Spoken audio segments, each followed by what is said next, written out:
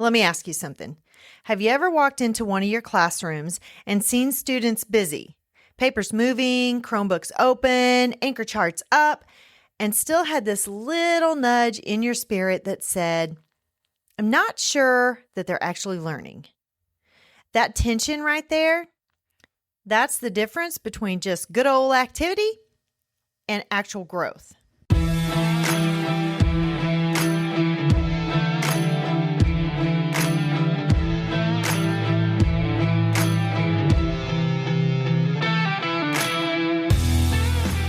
Hi, friend. Are you ready to move into a leadership position? Do you have interests and ambitions that you want to pursue, but feel like you don't know how to take that next step? Maybe you want to start your own coaching or consulting agency.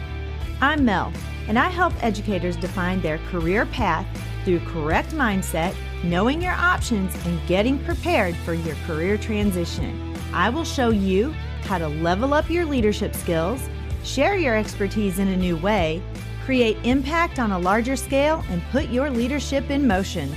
As an educator for over 20 years, I started to feel underused and like I had more to give. I knew when the time had come for me to leave the classroom and affect change on a larger level. Now, I'm ready to help you determine where your talents and skills mesh with your passions and interests. Put your leadership in motion and move into that next phase of your educational career journey. Let me help you define your career path by having the right mindset, knowing your options, and getting prepared for that next leadership position. So power up and put your leadership in motion. Hey guys, welcome to the Empowered Educator Show. I'm your host, Dr. Mel Vandevort. All right. So let's talk about something that I think every building leader wrestles with, especially at this time of year. Your teachers are working hard. They're planning. They're grading. They're running small groups. At least hopefully they are. That's another whole episode that I will do one of these days about small groups. But let's get back on topic. And from the outside, it looks like momentum. But you and I both know that busy does not always or automatically equal impact. So if I were in that classroom with you, I would say, let's make sure we're not rewarding motion over mastery, because activity is visible, but actual growth is measurable. And as a principal, you've got to know the difference. Here's what I mean. Activity feels productive because it's loud and visible. Worksheets are getting completed. Projects are being done and turned in. Stations are rotating. Teachers are exhausted at the end of the day, which it really should be kids being exhausted at the end of the day. And if your teachers are exhausted and your kids are not, that's a conversation you need to have about what's going on in the classroom, which is what we're talking about. If you're seeing exhausted teachers, is there growth? Is there proof that there's growth? If I asked, what's one thing that your students couldn't do 3 weeks ago that they can do now?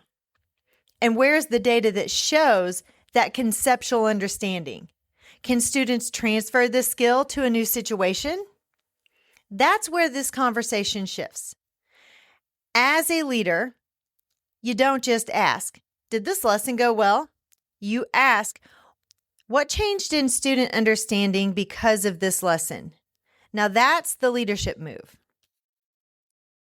I love engagement strategies. You know I do.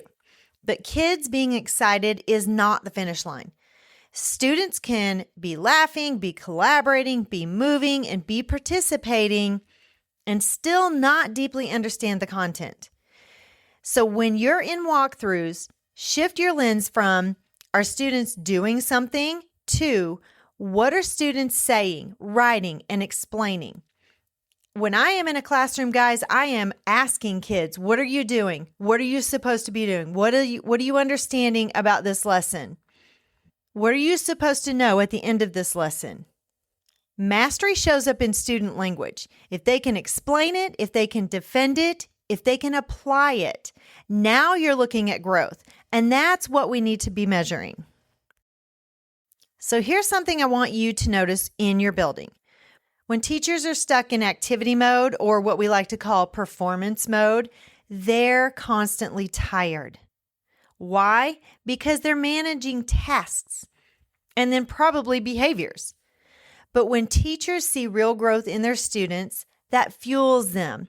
When a struggling reader finally decodes independently, or when a student explains their math reasoning confidently, or when writing improves because of targeted feedback to those students. That's not just progress for students. That's oxygen for your teachers.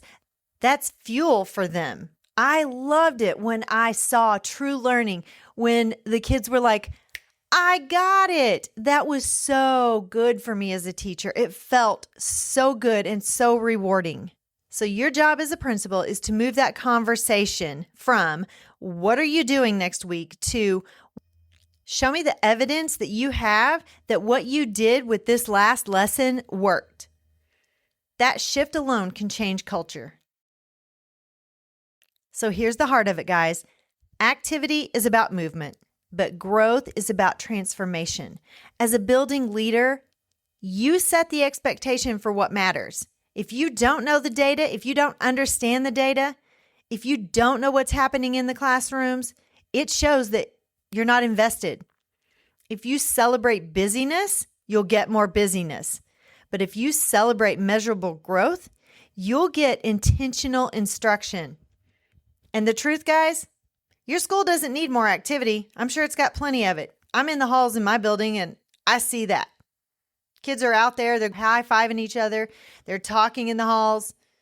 But when they're in the classroom, there needs to be more impact. This week, I want you to try something simple. In your next coaching meeting, I want you to ask one question. What evidence do you have that students grew? Not what you taught, not what you planned, not what was completed. And if there's growth, celebrate it.